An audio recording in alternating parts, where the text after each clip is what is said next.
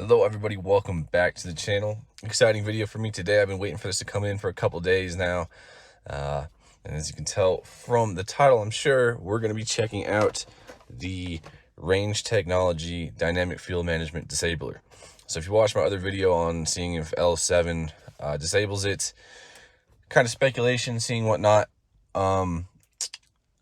I was trying to tell myself I couldn't tell when it was in dynamic fuel management mode and running on less than 8 cylinders. However, I was going for a drive the other day and I was in traffic in town, kind of going slow, and the truck honestly felt broken. It was clunking around. It felt like the transmission was totally busted. It was just awful. And I'm hoping it was the dynamic fuel management. Once again, this is a new year-old truck. A couple thousand miles on it, but it shouldn't be driving like that. My old truck drove better than that. Any other vehicle I've driven has driven better than that. So I shelled out the $200 for this, and we're hoping this fixes the issue. I have not even opened this box yet. It just came in a little envelope. It's just a chip that goes into the OBD2 port. We're going to take the truck for a drive, and we're going to see if this thing is the real deal, if it fixes the drivability of my truck. And honestly, I want to know if I can even notice it. So I've seen a lot of videos doing, the 35,000 or 3,500 mile review, or, I've had it for 6 months, blah, blah, blah. This is how it's been going. I want to do a first impression and see if I can tell the difference right off the bat when I plug this into my truck on how it drives. So let's get it plugged in and start the truck up and take a look here.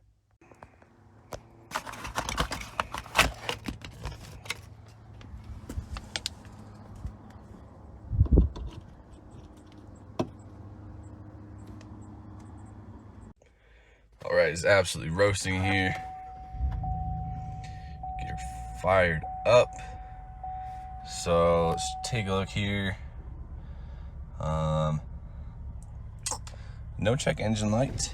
And down here, I don't even know if all those lights are supposed to light up, but regardless, here we go. Just going into drive.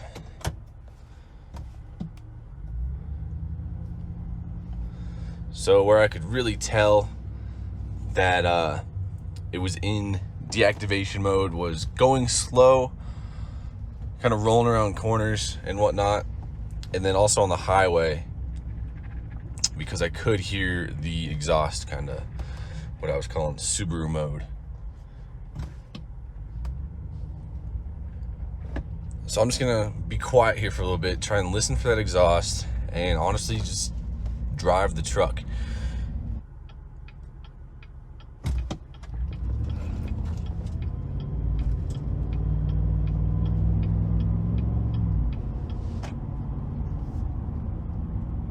Okay.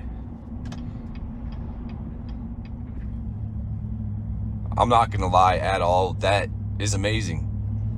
GM, you shouldn't make me buy something that's $200 to make my truck drive normally, because now it feels like an actual truck. I am not even kidding. This isn't a sponsored video or whatnot. They didn't send this to me for free. I gave my own $200 for it. I feel like this just fixed my truck, and this is just the first, 2 minutes of driving it. I can tell a huge difference. There's someone following me. I don't like it.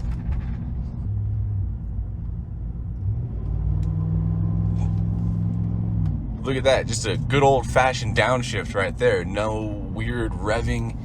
No clunking around. No feeling like the transmission is disconnected from the engine. Good Lord. All right. I guess I'm going right. I don't want this guy following me anymore. All right, guys, welcome back. I drove around for another 15 minutes because obviously those are my straight up first impressions of driving the truck. I've collected my thoughts a little bit. Wow. $200, $189. I'll take it any day of the week. It makes my truck drive, honestly, feels like a different truck, which I love. It doesn't feel broken. Whereas before, it didn't feel awful. And I guess not knowing how it could drive, I felt like that was normal, if that makes sense. It was just those couple times when I was driving through town slow when it was clunking around that I said, man, something doesn't feel right. And I'm no expert mechanic. It can't be the transmission. This truck is new. Everything, all the gears shift smoothly. You know, the transmission runs at a fantastic temperature. It's fine. So it's got to be, you know, dropping and lifting those lifters and reactivating cylinders and all that stuff. And for whatever reason, in that condition, it was raining, it was kind of cool out. I don't know what, but it was just not having it. It was not driving well, because before that, I could feel it. You could tell when it was kicking in and out, but it didn't really bother me that much. And the only thing that sort of bothered me was the exhaust drone with the muffler that I put on the truck, which I anticipated and bought a muffler according to that fact, that it would kind of drone like that, so I wasn't just listening to something stupid loud all the time.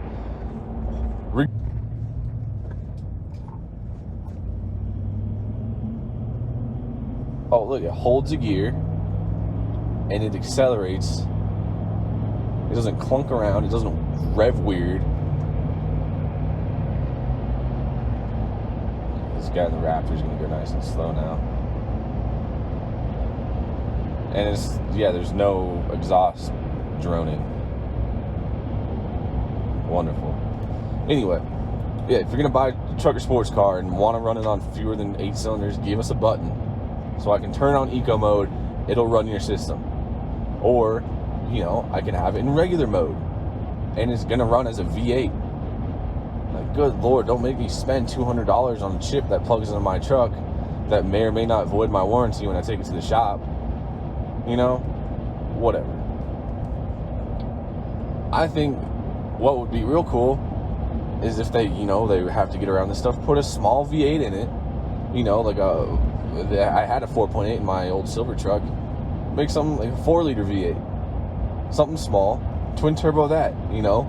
Small displacement V8 that gets decent-ish, you know, quote-unquote decent-ish gas mileage. And then twin turbo that. That would be sweet. But whatever. I don't know what the EPA stuff is. I don't know what tax stuff there is. I don't know, you know, if you have to, I'm sure you have to have a certain amount of vehicles with, you know, average miles per gallon, blah, blah, blah crap. I think it's stupid. But I don't think this chip is stupid. I think this chip is genius. Thank you, Range Technology. And I didn't even know they were owned by Holley. So Holley Performance, if you don't know that, look into race cars and stuff. Holley Performance, you know, they make everything. They own Flowmaster. So good parts and stuff. And I didn't know they were owned by Holley, so that's even better to know that that's backed by Holley.